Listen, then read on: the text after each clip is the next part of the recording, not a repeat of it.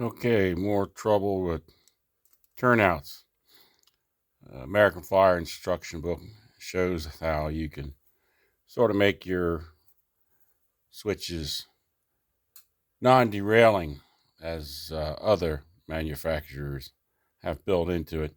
And it requires, of course, a track trip. And you set that at so that only the engine flips it, so you only get maybe 1 to 3 seconds of activation. One being better, that's enough to flip the switch. Some of these trips won't do that, so you're going to have to play with them. Anyhow, if the train stalls or sits on the track and you have a separate circuit using the accessory tap on your transformer, that switch will energize the coil and heat it up, and that's why the one on the bottom is brown, and it'll create an acrid smell.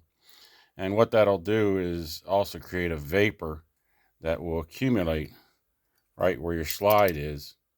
And when the switch sits for a while, that sort of tar accumulates and seizes up the assembly so that it won't slide back and forth freely until you break it loose. And then it'll work fine for a while, and then it'll set back up again.